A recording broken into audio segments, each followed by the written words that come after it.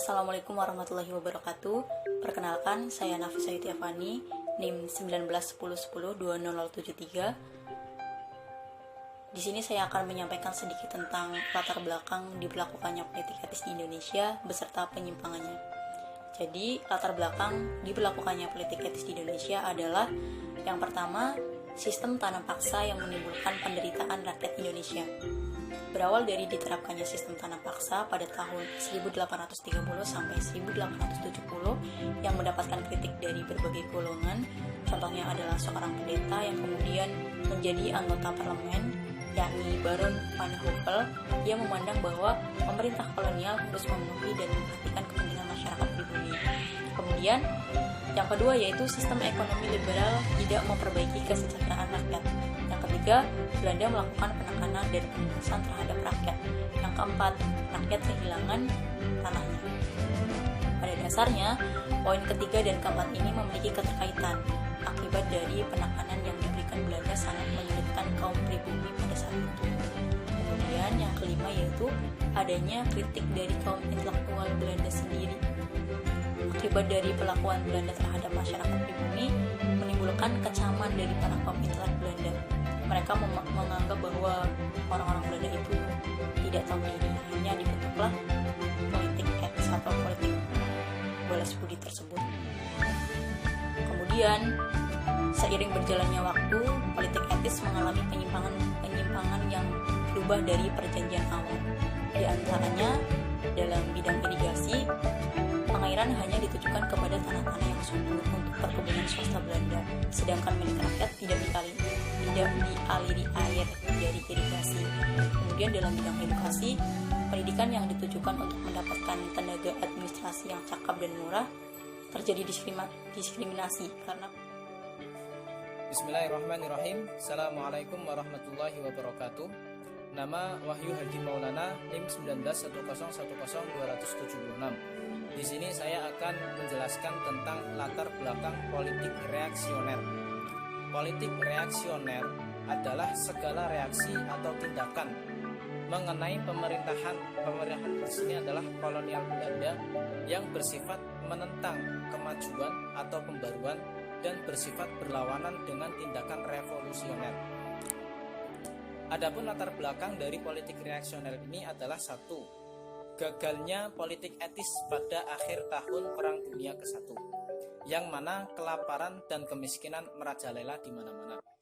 Dari sinilah pemerintahan Belanda ingin memperbaiki perekonomiannya sendiri dan mengabaikan perekonomian rakyat jajahannya, yang mana dieksploitasi tenaga, tanah, dan juga sumber daya alamnya. Faktor yang kedua itu adalah adanya Perang Asia Timur, yang mana membuat pemerintahan kolonial Belanda bersifat sewenang-wenang dalam melakukan kebijakan. Yang ketiga adalah perkembangan perluasan industri Barat, yang mana golongan Barat ingin hidup sendiri dan terpisah dari golongan pribumi. Nah, politik reaksional ini mulai terlihat pada pemerintahan Gubernur Jenderal Fox yang memerintah secara otokrasi, mengabaikan kekuatan rakyat yang sedang bertambah pada saat itu. Dia, Jenderal Fox ini menetapkan kebijakan satu, rakyat harus beriman, kemudian pajak dinaikkan, kesehatan tidak diperhatikan, dan juga perdagangan diabaikan. Terus, politik reaksional ini nampak jelas pada masa pemerintahan De Jong, yang mana ia menetapkan tidak mengakui adanya pergerakan nasional, rapat-rapat pergerakan tidak diberikan izin. Assalamualaikum warahmatullahi wabarakatuh. Perkenalkan, nama saya Muhammad NIM 1910102047. Di sini saya akan menjelaskan tentang sistem kredit masa kolonial. Jadi masyarakat Jawa itu pada akhir 19 sampai 20 awalan itu dikenal dengan istilah lapar kredit. Nah, faktor utamanya itu karena masalah kemiskinan di kalangan masyarakat mitra. Karena pada masa itu petani banyak dibebani berbagai macam kewajiban jika dia ingin dapat menggarap lahan sawah misalnya. Seperti contoh, seorang petani harus membayar berbagai macam pajak kepada patunya. Salah satunya yaitu semacam sewa tanah. Kemudian faktor berikutnya yaitu adanya kewajiban penduduk untuk membayar pajak dalam bentuk uang tunai. Kemudian faktor ketiganya yaitu berkaitan dengan pendapatan penduduk desa yang bersifat periodik sehingga menyebabkan mereka rentan guncangan secara ekonomis. Nah, kondisi itu menyebabkan para petani seringkali mengalami kesulitan berkaitan dengan masalah keuangan. Akhirnya mereka tidak mempunyai tabungan baik berupa uang tunai maupun bisa hasil panen yang lalu. Kemudian masalah hubungan kredit atau simpan pinjam di Indonesia itu sebenarnya bukan sesuatu yang baru, karena dalam masyarakat tradisional hubungan semacam itu bukan saja dalam bidang perdagangan, tetapi juga dalam permasalahan pengolahan tanah. Nah, hubungan kredit yang berkembang pada kolonial itu pada zaman dahulu itu sistem sewa tanah. Jadi hubungan kredit yang berkembang dari hubungan sewa tanah adalah semacam sistem gadai tanah. Hubungan itu terjadi ketika pemberi gadai menerima sejumlah uang dari penerima gadai. Muhammad Indra Gunawan, NIM-nya 19.1010280. Saya akan menjelaskan sekilas tentang terbentuknya UUD 1945. Jadi perumusan UUD 1945 ini berawal dari dibentuknya BPUPKI atau Badan Penyelidik Persiapan Usaha Kemerdekaan Indonesia pada 29 April 1945. Pada masa itu Soekarno menyampaikan gagasan dasar pembentukan negara yang disebut Pancasila. Gagasan tersebut disampaikan kepada Komite BPUPKI pada sidang pertama yakni 28 Mei 1945 hingga 1 Juni 1945. Setelah BPUPKI berhasil merumuskan rancangan hasil negara, selanjutnya BPUPKI merumuskan rancangan UUD pada 10 sampai 16 Juli 1946. Setelah itu dibentuklah Panitia 9 perumus atau perancang UUD dalam sidang tersebut pada 22 Juli 1945. Nah, Panitia 9 tersebut juga merumuskan pembukaan yang disebut Piagam Jakarta yang kemudian direncanakan sebagai pembukaan UUD 1945. Setelah itu pada kesempatan tersebut dibentuk juga panitia kecil perancang kecil yang diberi tugas untuk merumuskan rancangan UUD dengan segala pasal-pasalnya yang diketuai oleh Supomo. Dan pada 11 Juli 1945 panitia perancang UUD secara bulat menerima Piagam Jakarta sebagai pembukaan UUD. Dan pada 14 Juli BPUPKI melanjutkan sidang untuk menerima laporan dari panitia perancang UUD. 3 hal yang dilaporkan Soekarno. Warahmatullahi wabarakatuh. Saya Nilam Anjani, NIM 54 dari SKIP. Saya akan menjelaskan mengenai Perhimpunan Indonesia. Perhimpunan Indonesia ini awalnya didirikan oleh Sultan Kasiangan dan Noto Suroto pada tahun 1908. Nah, organisasi ini didirikan oleh mahasiswa Indonesia yang ada di Belanda dengan nama Indische Vereniging. Nah, pada awalnya organisasi ini tuh hanya untuk mengurusi kebutuhan para mahasiswa perantauan yang ada di Belanda. Selain itu, organisasi ini juga sebagai wadah bertukar pikiran mengenai situasi yang terjadi di Indonesia atau di negara mereka. Nah, kemudian karena mahasiswa-mahasiswa ini bersifat progresif, kemudian organisasi ini beralih menuju ke kancah politik. Pada tahun 1922, Indische Vereniging ini kemudian berganti nama menjadi Indonesia Vereniging. Pada tahun 1926, organisasi ini 1924 organisasi ini berubah menjadi Perhimpunan Indonesia atau PI.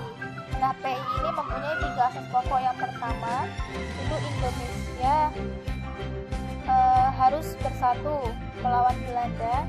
Yang kedua, Indonesia ingin menentukan nasibnya sendiri. Yang ketiga, untuk menentukan nasibnya sendiri, maka bangsa Indonesia itu harus harus mengandalkan kekuatan dan kemampuannya sendiri. Nah, ketiga asas pokok tersebut kemudian menjadi asas dasar dan menjadi inti manifesto dari organisasi ini pada tahun 1970. Assalamualaikum warahmatullahi wabarakatuh. Nama saya Iksan Hidayat. NIM saya 19101020048. Saya dari kelas SKIP. Saya akan menjelaskan tentang perubahan sosial politik pada masa kolonial.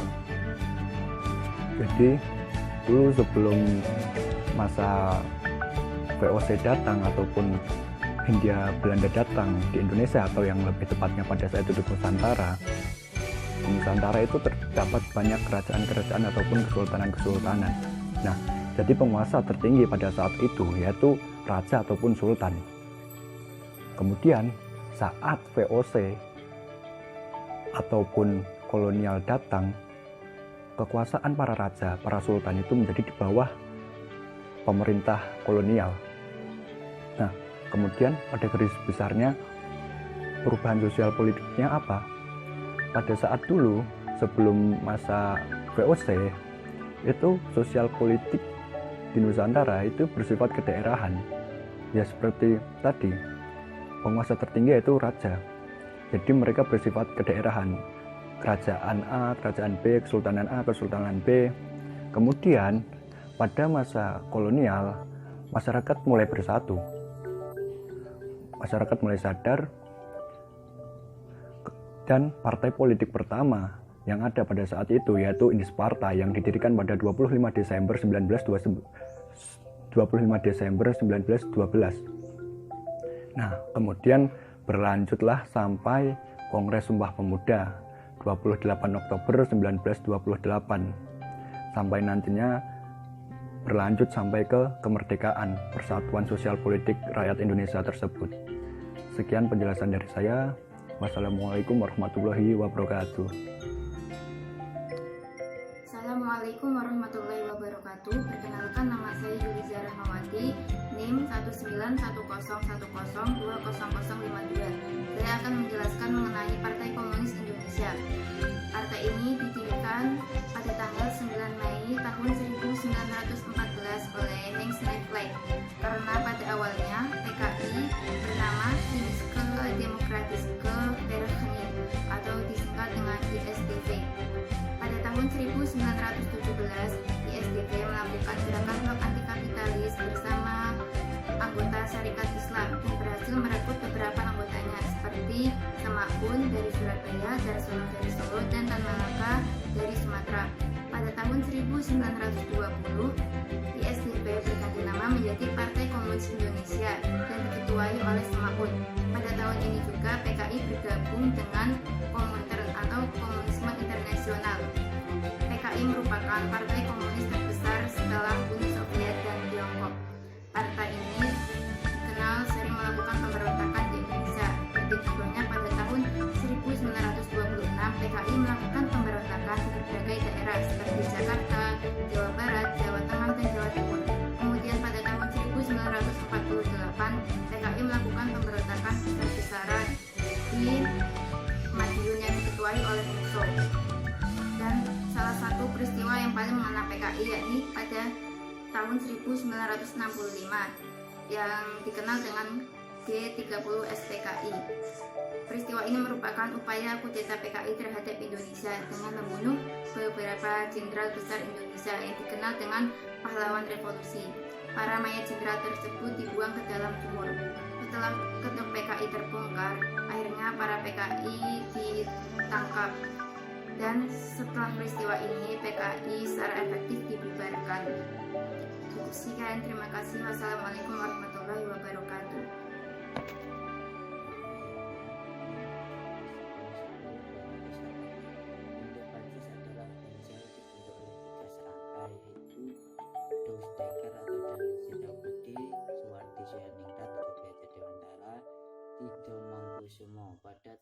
Pada 25 Desember 1940 di Bandung. Intervensi dalam Indonesia disebut Partai Hindia merupakan organisasi politik pertama yang memiliki tujuan secara politik yakni kemerdekaan Indonesia, sehingga ini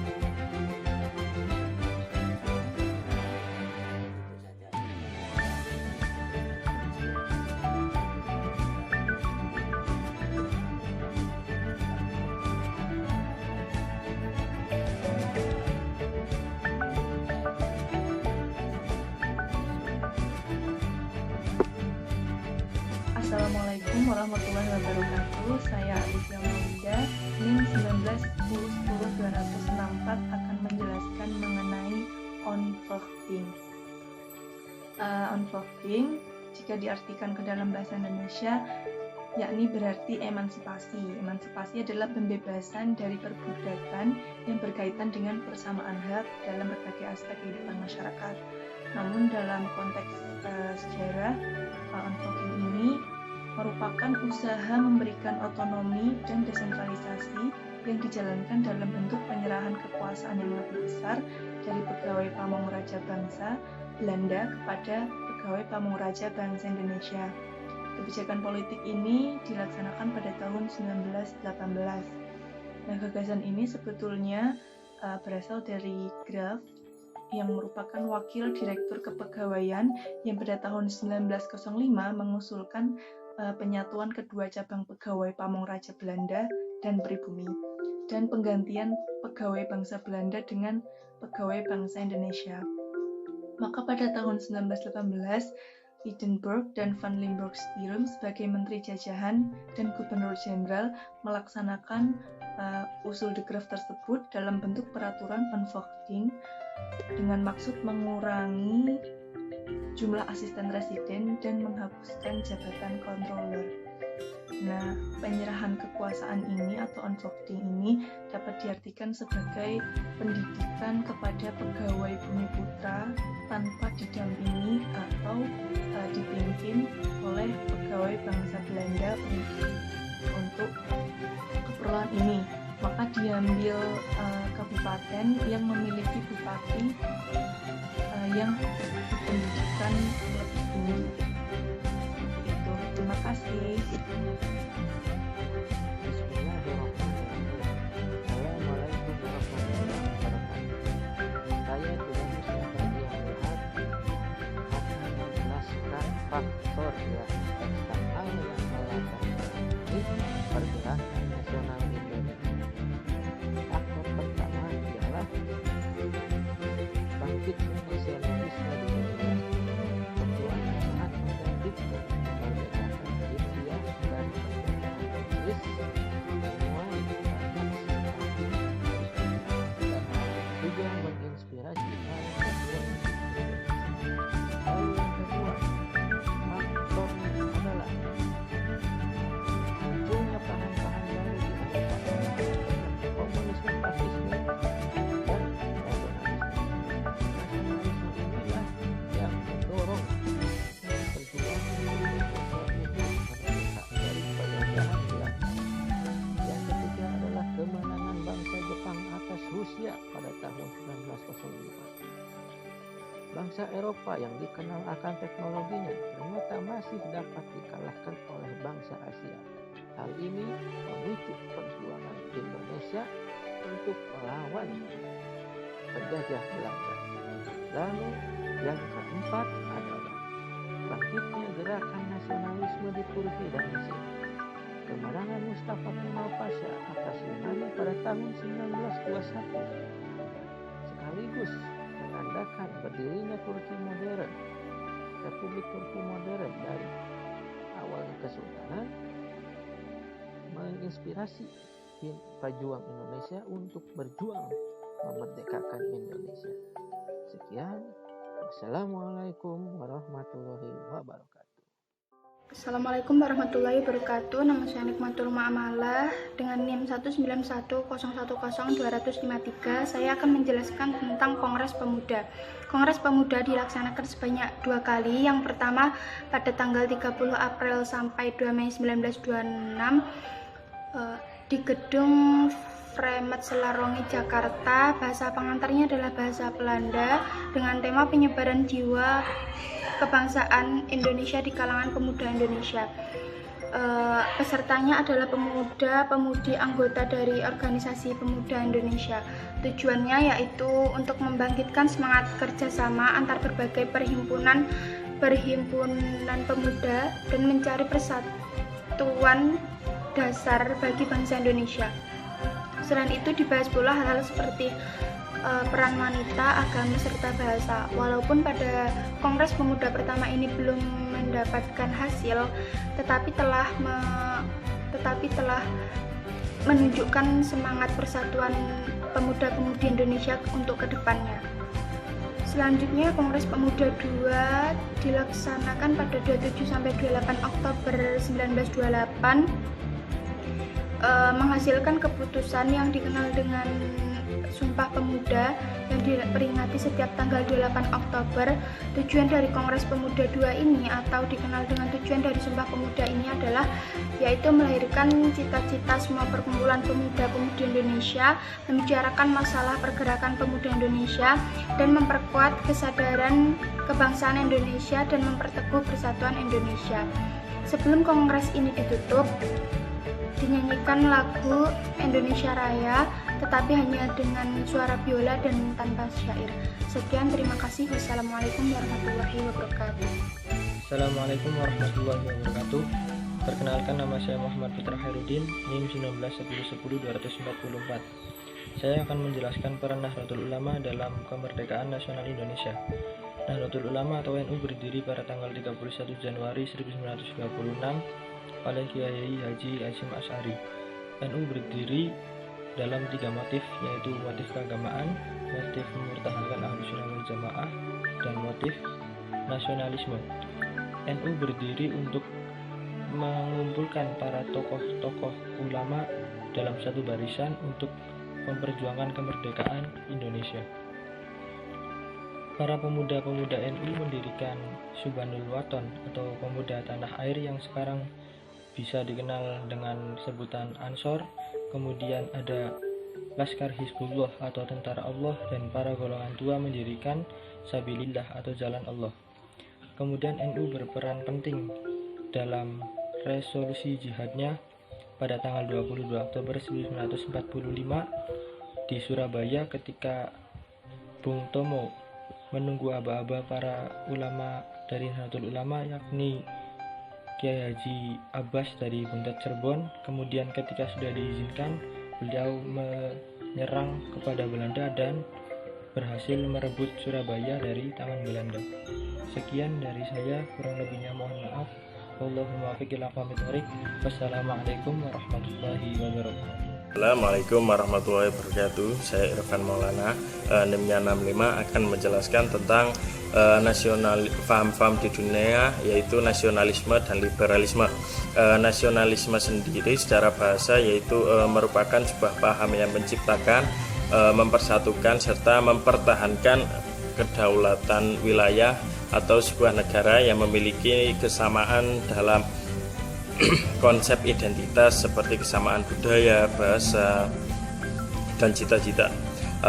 Faham ini muncul sebagai reaksi atas penguasaan daerah di Eropa oleh Napoleon Bonaparte pada tahun 1804 sampai 1815. Pada saat itu tumbuh semangat nasionalisme dari bangsa-bangsa di Eropa untuk membebaskan tanah airnya dari cengkraman kekuasaan Napoleon Bonaparte di Prancis. Yang kedua yaitu liberalisme. Liberalisme adalah sebuah ideologi, pandangan filsafat, dan tradisi politik yang didasarkan pada pemahaman bahwa kebebasan adalah nilai utama politik. Secara umum, liberalisme mencita-citakan suatu masyarakat bebas, dicirikan oleh kebebasan berpikiran bagi para individu. Paham liberalisme sendiri dianut oleh 6 negara, yaitu Amerika Serikat, Australia, Jerman, Inggris, Prancis, dan Jepang. Assalamualaikum warahmatullahi wabarakatuh. Saya Rohmatika Aziza akan menjelaskan latar belakang politik asosiasi. Hampir 3 abad Belanda menjajah Indonesia. Setelah memasuki abad ke-20, Belanda menerapkan suatu politik baru. Setelah Ratu Belanda melontarkan pernyataan bahwa negeri Belanda mempunyai kewajiban untuk mengusahakan kemakmuran dan pengembangan sosial dan otonomi terhadap pribumi. Dengan demikian, secara teoretis, sistem eksploitasi digantikan dengan politik pengajaran yang maju. Orientasi baru ini dikenal dengan bermacam-macam. Salah satunya adalah politik asosiasi. Politik asosiasi ini merupakan penyimpangan dari politik etis, yang berarti mereka ini suatu politik penjajahan untuk menghilangkan jurang peradaban antara penjajah dan rakyat jajahannya. Dengan cara apa? Dengan cara menghilangkan kebudayaan mereka. Dan yang artinya adalah mereka ini ingin menghilangkan budaya Indonesia dan digantikannya dengan budaya Barat. Dengan kata lain, mereka ini ingin mengeropakan wilayah Indonesia. Nah, masyarakat pribumi khususnya yang beragama Islam, mereka ini dikenalkan dengan budaya Barat. Dengan dikenalkannya budaya Barat, mereka akan melupakan budayanya sendiri. Sekian dari saya. Wassalamualaikum warahmatullahi wabarakatuh. Assalamualaikum warahmatullahi wabarakatuh. Nama saya Osama Ahmad dengan NIM 1910-245 dari jurusan Sejarah dan Kebudayaan Islam. Di sini saya akan menjelaskan tentang faktor migrasi pada masa politik etis. Migrasi adalah perpindahan penduduk dari satu wilayah ke wilayah yang lain. Lalu apa yang melatar belakangi program migrasi terjadi di masa politik etis? Ada beberapa faktor yang melatar belakangi terlaksananya program tersebut. Yang pertama yaitu untuk memenuhi kebutuhan tenaga kerja di daerah-daerah yang dijadikan perkebunan oleh kolonial Belanda di luar Pulau Jawa. Ada banyak daerah yang dijadikan perkebunan dan tidak memiliki tenaga kerja sebanyak di Pulau Jawa, sehingga perlu dilaksanakannya program migrasi untuk memeratakan tenaga kerja untuk mengelola perkebunan yang dimiliki oleh Belanda. Yang kedua yaitu untuk mengurangi kepadatan di Pulau Jawa. Yang sama-sama kita ketahui, Pulau Jawa pada saat itu menjadi pusat pemerintahan di masa kolonial. Yang ketiga yaitu ada banyaknya tanah atau lahan di luar Pulau Jawa yang belum diolah, sehingga perlu dikirimnya tenaga kerja ke daerah-daerah yang belum diolah agar dapat diolah menjadi perkebunan-perkebunan yang dapat menambah penghasilan dari kas kolonial Belanda saat itu, dengan cara yaitu mengirimkan tenaga kerja tersebut ke daerah-daerah yang belum dikelola menjadi perkebunan. Mungkin itu dari saya.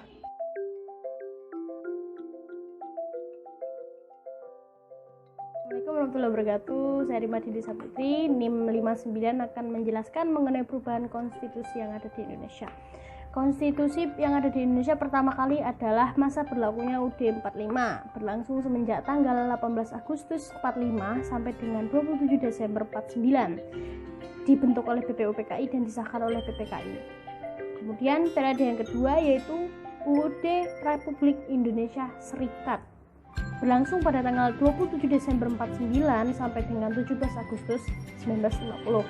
Pada saat RIS inilah dibentuk uni antara RIS dengan Kerajaan Belanda. Kemudian selanjutnya yaitu masa berlakunya Undang-Undang Sementara 1950.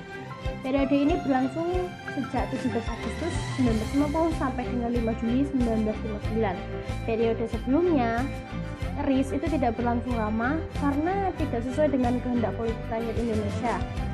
Perlahan, satu persatu negara bagian menggabungkan diri dan menjadi negara Republik Indonesia, kemudian menjadi negara kesatuan. Periode selanjutnya yaitu berlakunya kembali UUD 1945. Periode ini dimulai sejak 5 Juli 1959 sampai dengan 19 Oktober 1999. Yaitu berlakunya kembali UUD 1945. Selanjutnya yaitu perubahan atau amandemen yang terjadi pada UUD 1949. Pada masa ini sampai dengan sekarang UUD sudah mengalami amandemen sebanyak 4 kali. Saya Muhammad Reza NIM 10110-242 akan menjawab tentang Pandenburg System. Apa yang melatar belakang tersebut yaitu revolusi Bolshevik yang dilakukan oleh Lenin di Rusia. yaitu mengangkat hak buruh. Nah, pemerintah Belanda ini khawatir tentang revolusi tersebut. Akhirnya Jenderal Graaf van Bersterum berpidato kepada Volksraad atau Dewan Rakyat Belanda, yang isinya pemerintah Belanda akan menjanjikan menyerahkan kekuasaan, sebagian kekuasaannya kepada pribumi, dan pribumi itu melakukan urusannya diri sendiri. Nah, dan isinya pada janji tersebut yaitu membentukkan komite pengawasan upah minimum kerja. Nah, dan ini ditolak oleh para sindikasi industri gula. Kenapa? Karena ekonomi di Jawa itu nggak bisa dilakukan upah minimum kerja. Ditakutkannya yaitu apabila upah minimum kerja itu besar, maka modal yang harus dikeluarkan juga besar, dan itu bisa mengurangi jumlah investor atau menghilangkan investor yang masuk kepada tuan rumah pengusaha industri yang di Hindia Belanda. Akhirnya mereka memberontak, tapi didiamkan oleh para jenderal tersebut. Sekian. Bismillahirrahmanirrahim. Nama saya Nadia Fajwa Effendi Putri, NIM 19 10 10 279. Di sini saya mau menjelaskan beberapa corak perjuangan rakyat Indonesia sesudah abad ke-20. Corak perjuangan rakyat Indonesia sesudah abad ke-20 sudah bersifat nasionalis, tidak lagi bersifat nasionalisme sempit demi menciptakan Indonesia merdeka. Dengan kata Indonesia menjadi identitas bangsa untuk menyatukan suku, agama, budaya demi melawan para penjajah. Yang selanjutnya dipimpin oleh orang-orang terpelajar atau cendekiawan. Ketika orang-orang pribumi diberi kesempatan untuk menuntut ilmu di sekolah-sekolah Belanda yang bertujuan untuk menciptakan tenaga kerja rumah, justru melahirkan para pahlawan perjuangan untuk melawan kolonialisme Belanda seperti Muhammad Hatta, Sutomo, Soekarno, dan lain-lain. Kemudian melewati pergerakan nasional, yaitu dengan lewat media massa atau mengirim wakil-wakil di Dewan Rakyat yang biasa disebut Volksraad. Pada perjuangan abad ke-20 juga banyak lahir pergerakan nasional seperti Budi Utomo, Indes Party, dan Sarekat Islam. Mungkin itu saja yang dapat saya sampaikan. Terima kasih. Assalamualaikum warahmatullahi wabarakatuh. Perkenalkan, nama saya Dimas Tripastio dengan NIM 191010200061. Di sini saya akan menjawab pertanyaan apa yang Anda ketahui dari peranan Van der Venter. Jawaban saya, peranan Theodor Van der Venter adalah salah seorang golongan liberal Belanda yang mendapat dukungan besar dari masyarakat pribumi untuk mendesak pemerintah Belanda agar meningkatkan kehidupan di wilayah jajahannya. Dia juga salah seorang pencetus Trias Politica atau Trias Van der Venter, atau dikenal juga dengan politik etis, yang isinya itu meliputi satu, irigasi, yakni dengan membangun dan memperbaiki pengairan-pengairan serta bendungan-bendungan untuk keperluan pertanian. 2, emigrasi, yaitu mengajak masyarakat pribumi untuk bertransmigrasi ke tempat yang belum ramai seperti Sumatera, Kalimantan, dan sebagainya. 3, edukasi, yaitu memberikan masyarakat pribumi pendidikan dan pengajaran. Baik, itu saja. Terima kasih. Wassalamualaikum warahmatullahi wabarakatuh. Assalamualaikum warahmatullahi wabarakatuh. Nama saya Sabila Khairunisa, NIM 19 10 20 271. Penerapan politik etis di Hindia Belanda memiliki pengaruh luas terhadap perkembangan pers Bumiputra. Para Bumiputra terpelajar yang telah mendapatkan pendidikan dengan adanya kebijakan politik etis itu memanfaatkan pers sebagai sarana untuk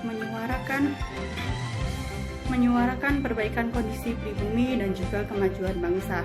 Di antara mereka itu tergabung dalam Bintang Hindia, Medan Priai, maupun Putri Hindia.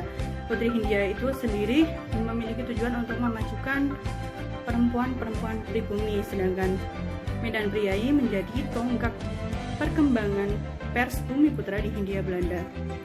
Para Bumiputra terpelajar itu mengungkapkan gagasannya mengenai kemajuan-kemajuan yang harus diraih pribumi melalui artikel-artikel yang disebarkan dengan surat kabar. Jadi, mereka mengungkapkan gagasan-gagasan kemajuan bangsa yang nantinya akan berkembang menjadi semangat kemajuan dan selanjutnya juga berkembang menjadi semangat kesadaran nasional untuk melepaskan diri dari penjajahan kolonial Belanda. Bismillahirrahmanirrahim. Assalamualaikum warahmatullahi wabarakatuh. Nama saya Agil Istiamaro Fitra, NIM 1910-267. Di sini saya akan menjelaskan mengenai tanggapan konservatif terhadap politik asosiasi.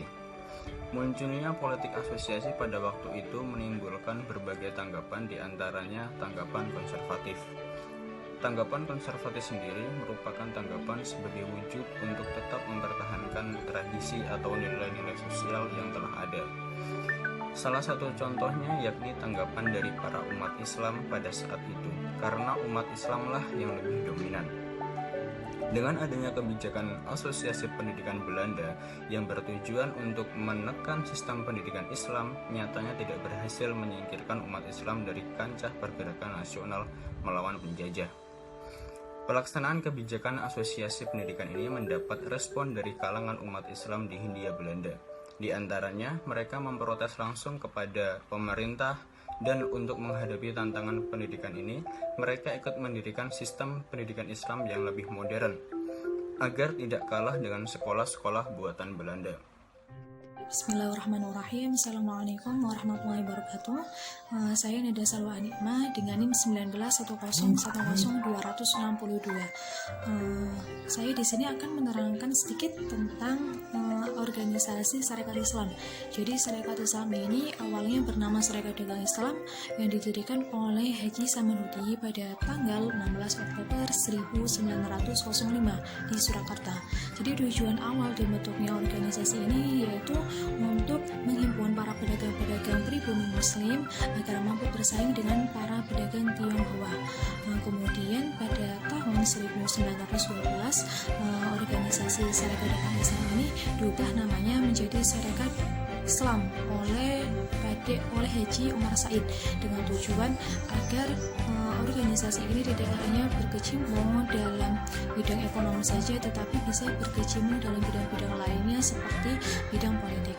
Kemudian untuk tujuan dari Sarekat Islam ini yang pertama yaitu untuk mengembangkan jiwa dagang. Kemudian yang kedua yaitu untuk membantu anggota-anggota yang mengalami kesulitan dalam bidang usaha.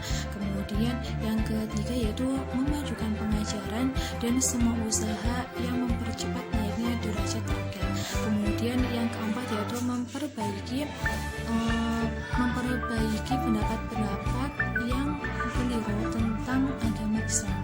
Kemudian yang kelima yaitu hidup menurut perintah agama.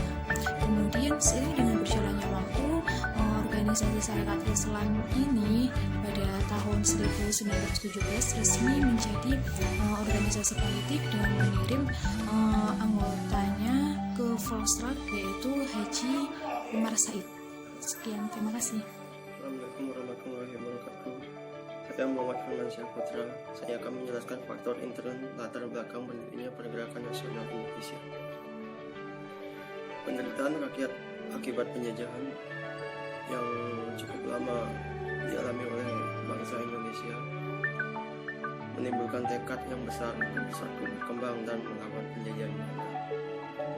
Yang selanjutnya pengaruh perkembangan pendidikan di Indonesia. Dan pada zaman ini pendidikan berkembang akibat politik etis, di mana kaum-kaum bangsawan mendapatkan pendidikan, dan setelah mereka tahu bahwa mereka dibodohin, dan mereka menjadi pemimpin pergerakan nasional di Indonesia. Selanjutnya ada dominasi ekonomi kaum Cina di Indonesia. Pada saat itu perdagangan dan ekonomi kaum pribumi ini dikuasai oleh kaum Cina, di mana kaum Cina ini mendapatkan pendidikan yang layak dan menguasai ekonomi pribumi, sedangkan pribumi sama sekali tidak mendapatkan keuntungan di negerinya sendiri. Lalu Dikarenakan itu muncullah tekad untuk bersatu dan melawan penjajahan Belanda dan perdagangan Cina. Selanjutnya ada sejarah masa lampau yang sangat gemilang, seperti Indonesia memiliki kerajaan Majapahit dan Sriwijaya, di mana pada masanya itu sangat jaya sekali, dan itu menimbulkan semangat nasionalisme buat masyarakat Indonesia dalam melawan penjajahan Belanda. Terima kasih. Assalamualaikum warahmatullahi wabarakatuh. Assalamualaikum warahmatullahi wabarakatuh. Nama saya Raffi Kanaya Bukodinati, NIM 19101020046. Di sini saya akan menjelaskan kondisi masyarakat kolonial saat terjadi pergerakan nasional. Pada awalnya pemerintah Belanda itu mengizinkan kegiatan pergerakan nasional, tapi lama-kelamaan itu menimbulkan pemberontakan terhadap pemerintahan Belanda. Maka dari itu pemerintah Belanda itu membuat kebijakan-kebijakan agar pemberontakan itu tidak terjadi lagi, diantaranya melarang perkumpulan pada pribumi. Terus Belanda itu tegas terhadap golongan orang-orang nasionalis. Yang ketiga yaitu membentuk peraturan pengawasan di mana kegiatan sehari-hari masyarakat pribumi itu diawasi oleh Belanda. Yang keempat, menghukum pegawai yang bergabung dalam golongan pergerakan nasional. Selain itu, Belanda juga menerapkan pengenalan pendidikan barat kepada pribumi, terus membentuk kelompok buruh. Selanjutnya mengadakan urbanisasi, yaitu dengan alasan itu pemerataan penduduk, padahal sebenarnya alasan Belanda itu tidak seperti itu, yaitu untuk memecahkan masyarakat pribumi agar mereka tidak melakukan pergerakan nasional. Terima kasih. Wassalamualaikum warahmatullahi wabarakatuh. Assalamualaikum warahmatullahi wabarakatuh. Nama saya Aziz Umardi Azra dengan NIM 19101020049. Saya akan menjelaskan mengenai dampak-dampak dari politik etis. Dampak-dampak ini sendiri saya bagi ke dalam 3 bagian, yaitu dampak politik etis terhadap politik di Indonesia, dampak politik etis terhadap ekonomi, dan juga dampak politik etis terhadap pendidikan. Yang pertama, dampak politik etis terhadap politik di Indonesia yaitu terjadinya desentralisasi.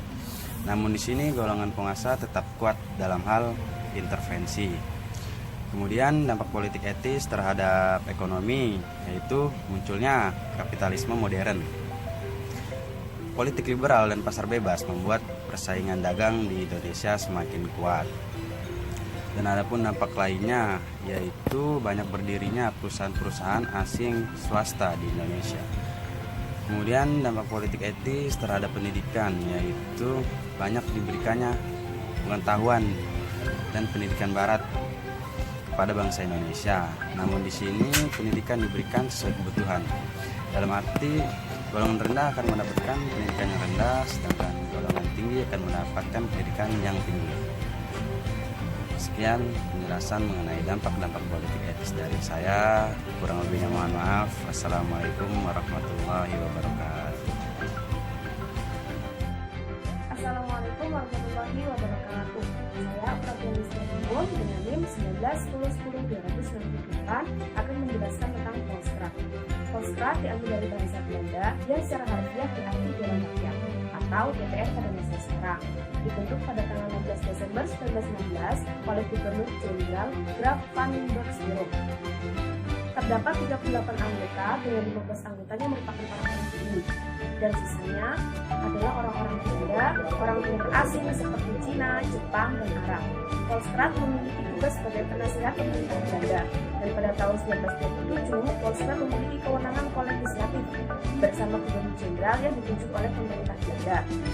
Selama periode 1927 sampai 1941, Volkskrant hanya mampu membuat 6 undang-undang dan hanya 3 yang diterima oleh pemerintah Belanda. Beberapa tokoh yang kooperatif dan mau bergabung dengan Volkskrant antara lain Hos Cokro Aminoto, Haji Agus Salim, Tok Wekan, Kou Kim An, Mayor Puji Zen, Abdul Muiz, Sutarjo Hadi Kusumo, Wasikri, Mas Adi Kusuman, Admodi Reno, Muhammad Husni Tamrin, Wirata Kusuma, Dr. Skandar Dinata, Cahya Datuk Kajo, Dr. Rajiwan Wedodiningrat, dan Kusuma Udoyo. Sekian, terima kasih. Wassalamualaikum warahmatullahi wabarakatuh. Warahmatullahi wabarakatuh. Perkenalkan, nama saya Hendri Syairi dari jurusan Sejarah dan Kebudayaan Islam, kelas B, nomor NIM 19/10/10/258. Saya akan menjelaskan tentang amandemen perubahan UUD 1945. Untuk amandemen pertama, itu pertama kali dilakukan dalam sidang umum MPR, itu diselenggarakan pada tanggal 14 sampai 21 Oktober tahun 1999. Nah, amandemen pertama ini dilakukan dilakukan di 9 pasal. Nah, ini pasal 5, pasal 7, pasal 9, pasal 13, pasal 14, pasal 15, pasal 17, pasal 20 dan 21. Contoh satu saja di pasal 5 itu dijelaskan, ini sebelum amandemen ya, itu disebutkan Presiden memegang kekuasaan membentuk undang-undang dengan persetujuan Dewan Perwakilan Rakyat. Nah, itu diubah menjadi Presiden berhak mengajukan rancangan undang-undang kepada Dewan Perwakilan Rakyat. Nah, itu salah satu contoh untuk amandemen pertama. Untuk amandemen kedua itu dilakukan pada tanggal 7 sampai 18 Agustus tahun 2000. Itu melalui sidang umum MPR juga. Itu meliputi 5 bab dan 25 pasal. Nah, salah satu contohnya itu di pasal 18 yang berbunyi pembagian daerah Indonesia atas daerah besar dan kecil dengan bentuk susunan pemerintahannya ditetapkan dengan undang-undang dengan memandang dan mengingati dasar permusyawaratan dalam sistem pemerintahan negara dan hak-hak asal-usul dalam daerah-daerah yang bersifat istimewa. Nah, itu diubah menjadi Negara Kesatuan Negara Kesatuan Republik Indonesia dibagi atas daerah-daerah provinsi, dan daerah provinsi itu dibagi atas kabupaten dan kota.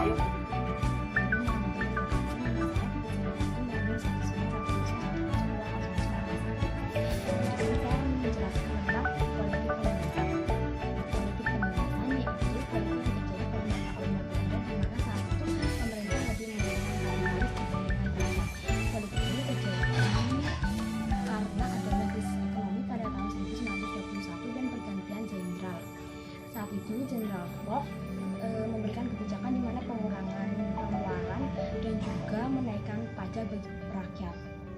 Banyaknya pengangguran dan ekonomi yang carut marut inilah pemerintah melakukan politik penindasan untuk kepentingan kapitalis, di mana saat itu pajak ekspor minyak tanah dihapuskan dan pajak ekspor industri gula dikurangi. Padahal saat itu pajak dari keduanya mencapai 100 golden per tahun. Sedangkan pajak untuk rakyat dinaikkan. Politik ini menyebabkan banyaknya protes, terutama dari kalangan buruh.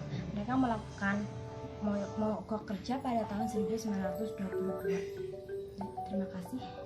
Bismillahirrahmanirrahim. Assalamualaikum warahmatullahi wabarakatuh. Perkenalkan, nama saya Ahmad Faik Mustain dengan NIM 19/10/263.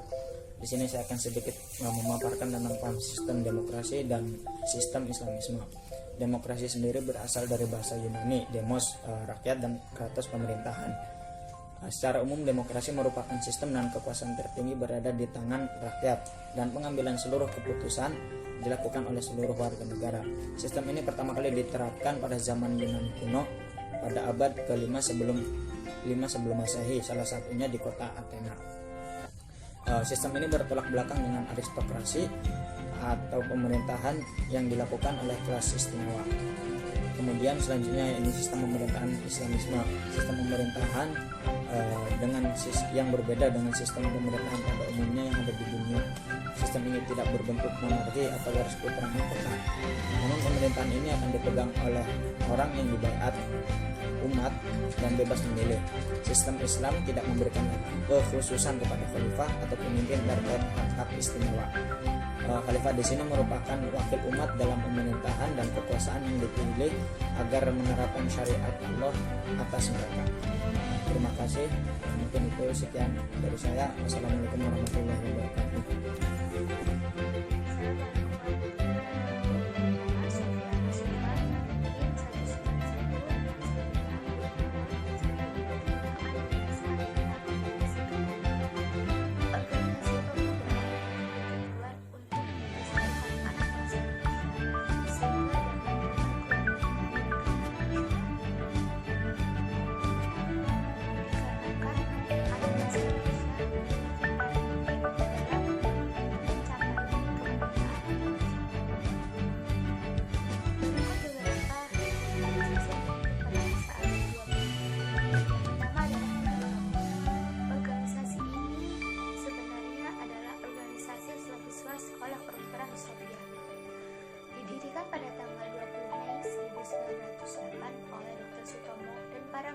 Stovia, yaitu Gunawan Mangunkusumo dan Suraji. Organisasi ini lebih cenderung ke bidang sosial, ekonomi, dan kebudayaan. Meski menyuarakan kemerdekaan, organisasi ini tidak bersifat politik. Yang kedua adalah Tri Korodharma. Organisasi ini didirikan oleh Raden Saliman Wirjo Sanjoyo di Stovia pada tanggal 7 Maret 1915. Organisasi ini kemudian mengubah nama menjadi Jog Jawa pada Kongres di Solo. Alasan organisasi didirikan karena banyak anak muda yang berpendapat bahwa Budi Utomo adalah organisasi elit. Tujuan organisasi ini sendiri adalah untuk mencapai kejayaan dengan memperkuat persatuan golongan pemuda. Yang berikutnya adalah Jong Sumatera Bond atau biasa disebut Persatuan Pemuda Sumatera. Organisasi ini dipelopori oleh Muhammad Yamin dan Muhammad Hatta. Didirikan di Jakarta pada tahun 1917. Tujuan organisasi ini sendiri untuk memperkuat hubungan para pelajar yang berasal dari Pulau Sumatera dan mendidik mereka agar bisa menjadi. Assalamualaikum warahmatullahi wabarakatuh. Saya Rahmat Handoko akan menjawab pertanyaan dari Ibu Khairunisa. Jelaskan politik kemakmuran. Politik menurut Aristoteles berasal dari kata polis yang berarti kota atau perkumpulan. Bukan hanya perkumpulan yang tidak ada manfaatnya, melainkan perkumpulan yang menghasilkan kehidupan yang lebih baik, tidak hanya untuk dirinya sendiri, tapi untuk orang lain. Dapat diwujudkan melalui kebijakan-kebijakan yang diambil oleh para elit politik yang berpihak kepada rakyat, sehingga kebijakan-kebijakan tersebut dapat dijalankan dengan amanah dan dapat menciptakan kemakmuran di tengah-tengah masyarakat. Demikian jawaban dari saya. Assalamualaikum warahmatullahi wabarakatuh. Assalamualaikum warahmatullahi wabarakatuh. Nama saya Siti Nur Amanah, NIM 19101027. Di sini saya akan menjelaskan mengenai Budi Utomo. Organisasi Budi Utomo ini digagaskan oleh Dr. Wahidin Sudirosodo yang merupakan sebuah organisasi pemuda yang didirikan oleh Dr. Sutomo dan para mahasiswa Stovia, yaitu Gunawan Mangunkusumo dan Suraji pada tanggal 20 Mei 1908. Nah, kemudian tanggal 20 Mei ini diperingati sebagai Hari Kebangkitan Nasional. Budi Utomo ini membentuk organisasi perempuan yang disebut dengan Putri Mahardika pada tahun 1912. Kemudian pada tahun 1935, Budi Utomo ini melebur menjadi Partai Indonesia Raya atau biasa disebut dengan Parindra. Terima kasih. Wassalamualaikum warahmatullahi wabarakatuh. Assalamualaikum warahmatullahi wabarakatuh. Perkenalkan, nama saya Muhammad Aswawi Ilyas, NIM 19101102072. Sini saya akan menjelaskan tentang organisasi moderat. Organisasi moderat adalah organisasi yang bersifat lunak. Artinya lunak adalah dalam menghadapi pemerintahan Belanda, atau bisa diartikan bersifat kooperatif. Salah satu organisasi moderat yang ada pada saat itu adalah Gerakan Rakyat Indonesia atau Gerindo. Gerindo berdiri di Jakarta pada tanggal 24 Mei 1937. Namun tujuan didirikannya Gerindo adalah yang pertama mencapai Indonesia merdeka, memperkokoh ekonomi Indonesia, mengangkat kesejahteraan kaum buruh, memberi bantuan kepada kaum pengangguran, memperjuangkan keadilan sosial bagi masyarakat Indonesia dengan menjunjung tinggi asas demokrasi. Adapun salah satu upaya untuk mencapai asas demokrasi Partai Gerindo adalah yaitu pemerintah Belanda harus membebaskan pemimpin-pemimpin bangsa Indonesia yang diasingkan. Sekian dari saya. Wassalamualaikum warahmatullahi wabarakatuh. Assalamualaikum warahmatullahi wabarakatuh. Nama saya Muhammad Aski Ibnul Abusor, NIM saya 69, saya dari kelas SKIB. Saya akan menjelaskan corak perbedaan perjuangan bangsa Indonesia sebelum abad ke-20. Sebelum abad ke-20, bangsa Indonesia lebih banyak melakukan pergerakan atau perjuangan di daerah pedalaman atau daerah desa. Hal ini disebabkan karena daerah perkotaan sudah banyak dikuasai oleh para Belanda dan didirikan industri-industri atau benteng-benteng untuk membentengi bangsa Belanda dari pemberontakan bangsa Indonesia. Perjuangan bangsa Indonesia dipimpin oleh bangsawan dan para raja. Hal ini disebabkan pengaruh yang sangat besar para bangsawan dan para raja pada saat itu. Jika para bangsawan dan para raja gugur, maka sudah berakhirlah mental para pejuang Indonesia pada saat itu. Peperangan juga dilakukan secara kontak fisik. Hal ini yang menyebabkan banyaknya korban jiwa yang gugur di kedua belah pihak. Sekian, terima kasih. Assalamualaikum warahmatullahi wabarakatuh.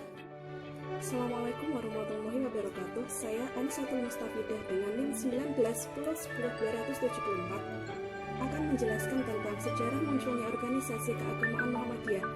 Muhammadiyah didirikan di Kampung Kauman, Yogyakarta pada 18 November 1912 oleh Muhammad Darwis, yang kemudian dikenal dengan Kiai Haji Ahmad Dahlan. Beliau adalah pegawai Kesultanan Keraton Yogyakarta sebagai seorang khatib dan sebagai pedagang.